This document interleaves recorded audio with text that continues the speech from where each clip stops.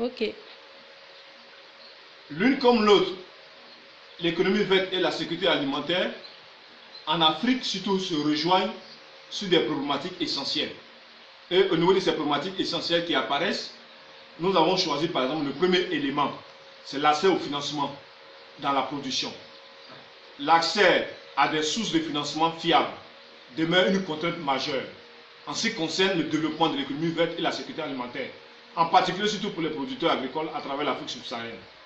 L'accès au financement opérationnel a fait couper un facteur important pour garantir une disponibilité de fonds d'exploitation pendant la saison de croissance. En dehors de cet aspect, pour rappel, par exemple, en Afrique, l'agriculture représente près de 33% du PIB, mais ne représente que 5,8% du financement de la dette. Sur une taille totale de marché de petits exploitants environ estimée à 450 milliards de dollars, le financement des petits exploitants représente environ 417 milliards de dollars en termes de demande non satisfaite en ce qui concerne les services financiers. Ça, c'est le rapport de Dalberg Advisor de 2012 qui le dit.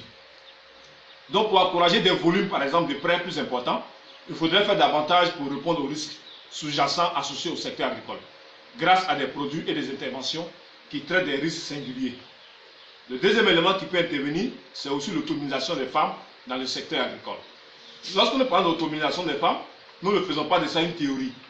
Aujourd'hui, il est démontré que les femmes jouent un rôle vital à tous les niveaux du système alimentaire en Afrique.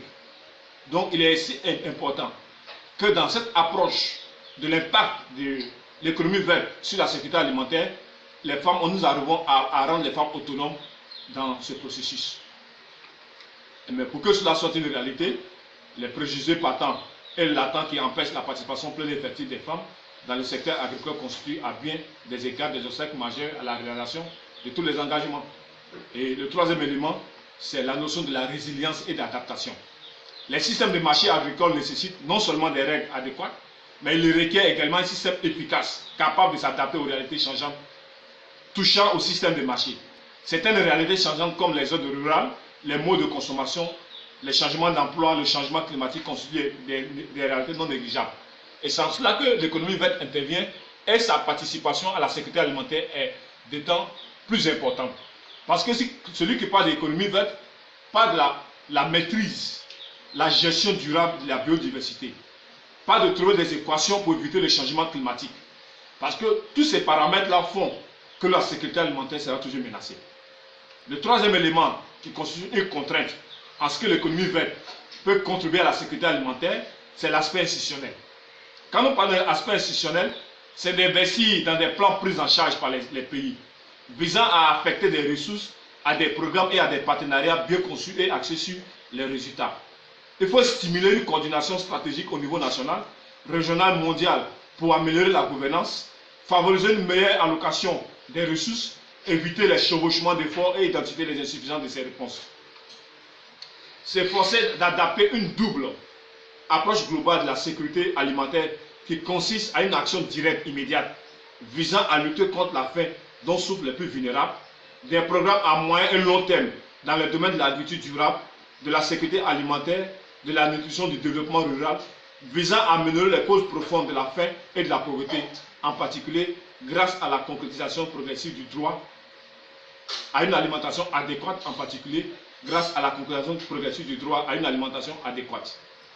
Veiller à ce que le système multilatéral joue un rôle important grâce à des améliorations contenues au regard de l'efficience, de la réactivité, de la coordination et de l'efficacité des institutions multilatérales.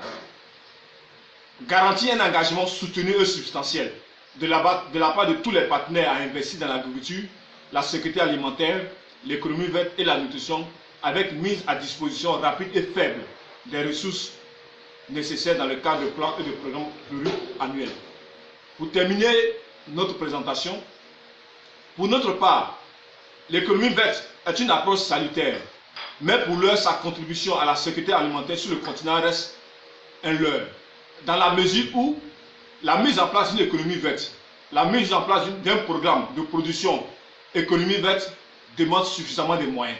Et c'est en cela que tout à l'heure nous avons dit que l'amélioration institutionnelle est l'élément le plus important pour que l'économie verte puisse contribuer de façon durable à la sécurité alimentaire. nous vous remercions de cette présentation que vous avez suivie avec beaucoup d'intérêt. Merci.